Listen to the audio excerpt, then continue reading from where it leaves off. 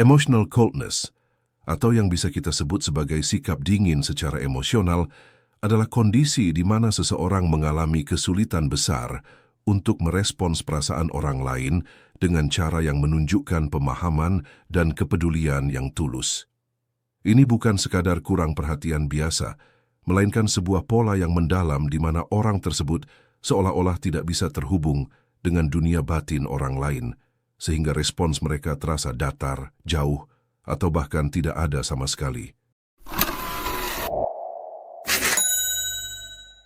Dari sudut pandang pemikiran mendalam, ini bisa dilihat sebagai bentuk ketidakseimbangan dalam cara manusia memproses hubungan sosial, di mana bagian otak yang biasanya membantu kita membaca dan bereaksi terhadap sinyal emosional dari orang lain seolah-olah tidak berfungsi dengan baik.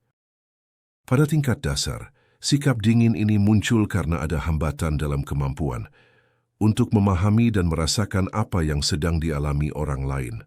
Bayangkan otak manusia seperti jaringan rumit yang biasanya menerima dan mengolah informasi tentang perasaan, seperti kesedihan, kegembiraan, atau kemarahan, dari ekspresi wajah, nada suara, atau bahasa tubuh. Namun pada orang dengan sikap dingin emosional, jaringan ini seperti terputus atau kurang aktif, sehingga mereka tidak secara otomatis merasakan dorongan untuk memberikan dukungan atau reaksi yang hangat. Ini bisa berasal dari faktor bawaan, seperti perbedaan dalam struktur otak sejak lahir, atau dari pengalaman hidup yang membentuk pola pikir mereka, misalnya lingkungan masa kecil yang kurang mendukung ekspresi perasaan, sehingga kemampuan itu tidak berkembang sepenuhnya. Secara lebih rinci, sikap ini melibatkan ketidakmampuan untuk melakukan apa yang disebut sebagai pembacaan pikiran secara emosional, artinya menebak dan merespons apa yang dirasakan orang lain tanpa harus diberitahu secara langsung. Orang normal biasanya melakukan ini secara intuitif, tapi pada fenomena psikologi ini, proses tersebut terganggu, sehingga respons mereka lebih berbasis pada logika atau fakta daripada perasaan. Ini bisa membuat interaksi sosial terasa mekanis, di mana orang tersebut mungkin memberikan saran praktis, tapi tanpa elemen kepedulian yang membuat orang lain merasa didengar. Dari perspektif pemikiran filosofis, ini menimbulkan pertanyaan tentang esensi kemanusiaan. Apakah kita benar-benar manusia jika tidak bisa berbagi beban emosional dengan sesama? Ini seperti kehilangan salah satu pilar utama yang membuat masyarakat tetap terikat, karena hubungan antar manusia bergantung pada kemampuan saling merasakan dan mendukung. Sikap dingin emosional ini seringkali terkait dengan spektrum kondisi, di mana otak memprioritaskan pemikiran rasional di atas pemrosesan perasaan. Misalnya, ada orang yang otaknya lebih fokus pada analisis dan efisiensi, sehingga bagian yang mengurus perasaan menjadi kurang dominan. Ini bisa disebabkan oleh ketidakseimbangan kimia di otak, seperti kadar zat pengirim sinyal yang rendah, yang membuat respons emosional tidak muncul dengan kuat. Atau dari sudut pandang perkembangan, pengalaman traumatis di masa lalu bisa membuat seseorang membangun dinding pelindung, di mana mereka secara tidak sadar menekan kemampuan untuk merespons perasaan orang lain agar tidak terluka sendiri. Objektifnya, ini bukan selalu pilihan sadar, melainkan hasil dari interaksi kompleks antara genetik, lingkungan, dan pengalaman hidup yang membentuk cara otak individu bekerja. Dampaknya terhadap kehidupan sehari-hari sangat luas dan rumit. Dalam hubungan pribadi, sikap ini bisa menciptakan jarak yang sulit diatasi karena orang lain merasa tidak dihargai atau dipahami, yang pada akhirnya akan mengikis ikatan sosialnya. Dari sisi masyarakat, jika banyak orang mengalami ini, bisa melemahkan fondasi kerjasama kelompok, karena kemampuan merespons perasaan adalah kunci untuk membangun kepercayaan dan solidaritas.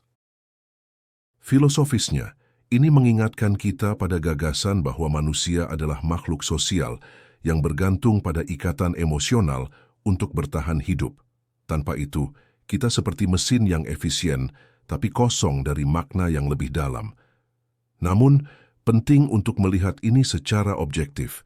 Sikap dingin bukan berarti orang tersebut jahat atau tidak peduli sama sekali. Seringkali, mereka masih bisa menunjukkan kepedulian melalui tindakan praktis, tapi tanpa lapisan perasaan yang membuatnya terasa hangat. Untuk memahami lebih kompleks, pertimbangkan bagaimana sikap ini bisa bervariasi derajatnya. Ada yang ringan, di mana orang tersebut masih bisa belajar merespons melalui usaha sadar, seperti melatih diri untuk mengenali sinyal perasaan. Tapi pada tingkat yang lebih dalam, ini bisa menjadi bagian dari pola yang lebih besar, di mana otak secara keseluruhan kurang sensitif terhadap rangsangan emosional, sehingga memerlukan pendekatan seperti terapi untuk membangun jalur baru di otak. Jika kita asumsikan bahwa kemampuan merespons perasaan adalah hasil evolusi untuk kelangsungan spesies, maka sikap dingin bisa dilihat sebagai variasi yang mungkin berguna di situasi tertentu, seperti pekerjaan yang membutuhkan keputusan dingin tanpa bias emosional misalnya. Dari pengamatan banyak kasus kita bisa menyimpulkan bahwa sikap ini seringkali disertai dengan kekuatan di bidang pemikiran logis, tapi dengan biaya kehilangan kedalaman hubungan manusiawi. Dalam kerangka teori kepribadian MBTI, fenomena ini paling sering dikaitkan dengan tipe-tipe yang lebih mengutamakan pemikiran logis daripada perasaan. Ini karena MBTI membedakan antara preferensi thinking dan feeling, di mana tipe thinking cenderung memprioritaskan analisis rasional, fakta, dan efisiensi, sementara tipe feeling lebih fokus pada harmoni, nilai-nilai emosional, dan hubungan antar pribadi.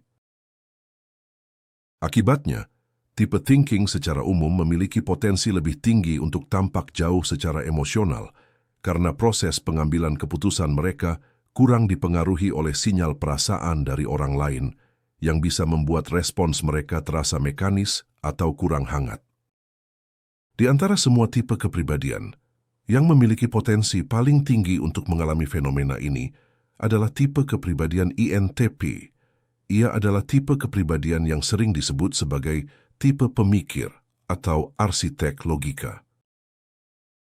Alasan utamanya terletak pada susunan fungsi kognitif mereka dalam teori MBTI. Fungsi utama mereka adalah thinking yang diarahkan ke dalam introverted thinking, yang membuat mereka sangat fokus pada pembangunan sistem logis internal dan analisis mendalam, tapi seringkali mengabaikan aspek eksternal seperti dinamika perasaan kelompok. Fungsi perasaan mereka, yaitu feeling yang diarahkan keluar extraverted feeling, berada di posisi terendah atau inferior. Artinya kemampuan untuk secara intuitif menangkap dan merespons kebutuhan emosional orang lain tidak berkembang dengan kuat, sehingga mereka cenderung merespons situasi emosional dengan solusi praktis atau analitis daripada dukungan yang penuh pemahaman.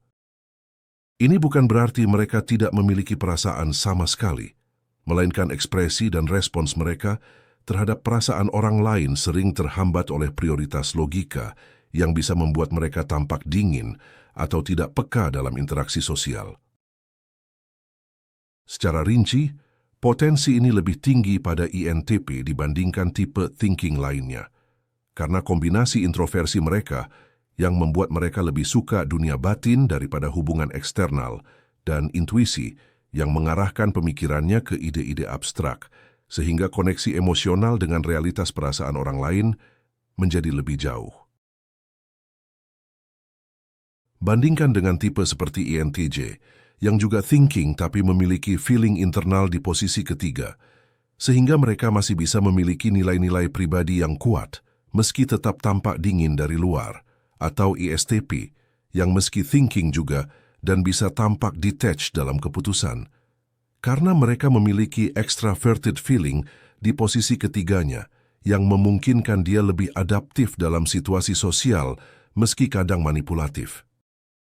Sedangkan pada kasus INTP, ketidakseimbangan ini lebih menonjol, karena data dari berbagai pengamatan menunjukkan mereka memiliki kecerdasan emosional terendah di antara 16 tipe kepribadian lainnya, yang secara langsung berkorelasi dengan kesulitan dalam empati dan respons secara emosional.